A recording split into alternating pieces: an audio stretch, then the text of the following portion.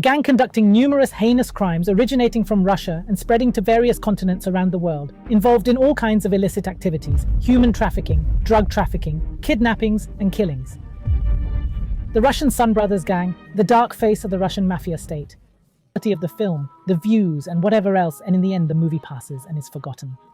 But the thing that you know, or maybe you don't know, or sometimes even we ourselves, he said to you, we don't know the long sentence. The important thing is you understand what I'm saying. Most of these things are shown in cinema or even novels.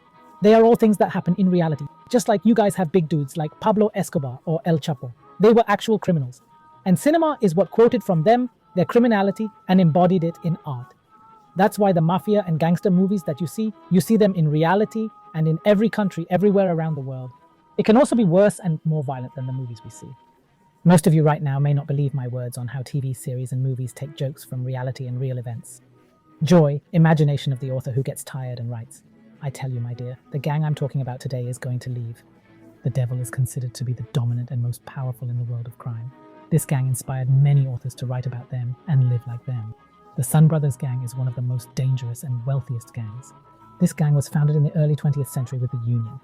The Soviet Union at the time was troubled and dispersed, but year after year, despite all the dispersion, it was able to grow and keep growing till today. It didn't stop.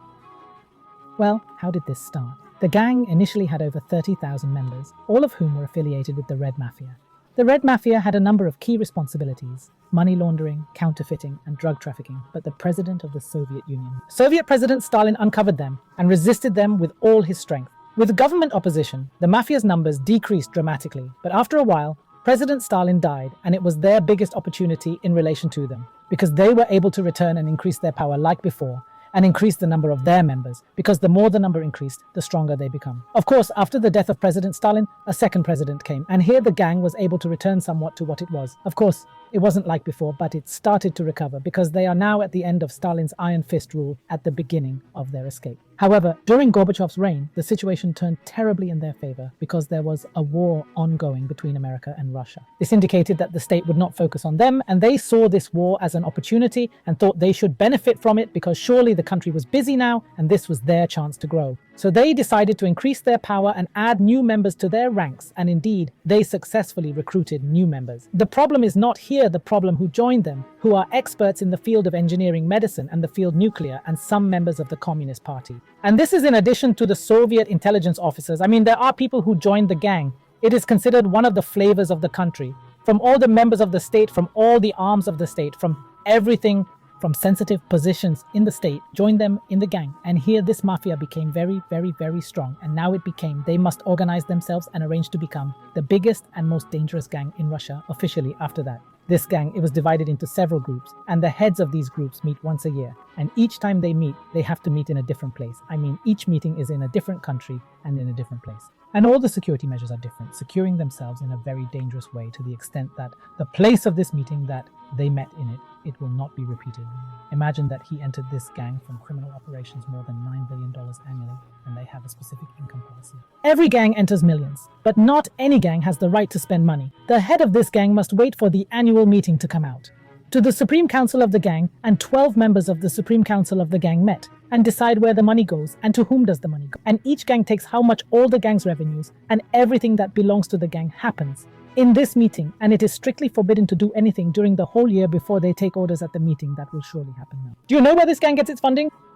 Maybe from money laundering, forgery, and drug trade, right? No, my dear, the Russian gang called the Brothers of the Sun gets its funding from many criminal activities. Drug trade is one of them, along with human trafficking and trading in weapons and explosives. Also, they have a new specialty that sets them apart from other gangs. They've started to think about diversifying their criminal activities beyond what we've known gangs to do. Their operations include trading in weapons, drugs, and humans, all sorts of trade. Whichever sort of trafficking you can think of, they're involved in it. What's missing among other gangs is not missing with them. They've got hackers, programmers, engineers, computer security experts. They've begun to bring hackers and include them in their gang. This gang has become one of the most powerful in the heroin trade, which they source from Afghanistan, and they're involved in murder, kidnapping, weapon smuggling, trading illicit materials, and human organs. Most of their money, most of their income comes from the heroin trade because it's very profitable, especially in Russia. And all these crimes weren't part of their initial activities. Because at the beginning, as we said, they were operating in only 3 areas: money laundering, counterfeiting money, and drug trafficking. But as the number of gang members increased, so did their criminal operations. They became more daring and got involved in everything. Of course, the gang is split into several groups, each with a different specialization. Half of them are involved in laundering drug money, half are nuclear scientists, and some are chemists. Of course, after many of them joined the gang, many of them forged their identities in order to immigrate to other countries instead of remaining solely in Russia. As a result, the gang's members ended up scattered across most continents, taking all their possessions and in some cases their families to countries like Germany and America. They immigrated with forged Jewish and German identities. This allowed the mafia to establish influence all over the world. Its membership grew from 100,000 to 500,000, all involved in organized crime in the Zionist entity. They even settled in Hungary, Spain, Canada, the United Kingdom, the United States, Russia, and your children. They have a strange law. Anyone arrested and imprisoned from the group must be killed, either inside prison or even after release. If you're caught, you will be killed. The Russian mafia is considered much more dangerous than the Italian mafia. Take this from me because they commit all the prohibited and forbidden crimes. Even in their gang, they have technical scientists, nuclear chemists, hackers. Even Satan is working with them. You find T-Boy, this gang has the ability to expand dramatically. They are all over the world, and after all of this gang is considered as the second richest gang in the world, after the Japanese Yakuza gang in terms of wealth. The Yakuza gang is considered the first gang in the world, and this Russian Sun Brothers gang is considered the second place in terms of wealth and money, after the Japanese Yakuza gang I talked to you about. Where are the governments? Why do they let them go? You may wonder, why are they the ones who control everything? They steal, loot, and kill. They kidnap, they trade weapons, they dare forbidden, and nobody talks about them. And the governments are not able to catch them or hold them. One piece of evidence I'd like to tell you, my dear, is that indeed, unfortunately, most of them are wanted for justice, like their superiors, for example. But it's impossible that they dare to arrest them because there is nothing against them. One piece of evidence that condemns them, even the journalists couldn't write anything about them, man. That in 1997, the Committee to Protect Journalists came to New York and officially spoke to them. Guys, you see, the journalists who are working on investigations into the mafia, corruption scandals, and organized crime. You see, they can put themselves in danger because the mafia wants to live in the shadows and in silence. They don't want anyone to know about them. They don't want any confusion, talking, or news to be published about them.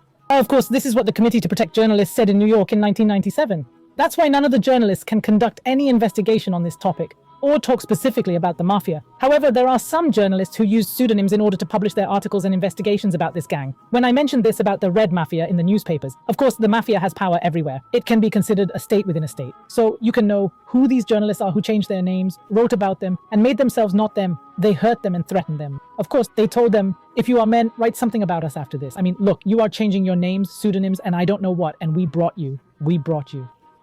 This is the reason that makes this gang, to this day, continue to grow day by day, and no one can do anything to it. But no matter how long it takes, and no matter how much force you use and cover the criminal with his crime, and only that, no one can hold him accountable, that he has influence and authority and power. I would love to tell you that God waits, but he does not neglect, and so on. Our meadow is over. Don't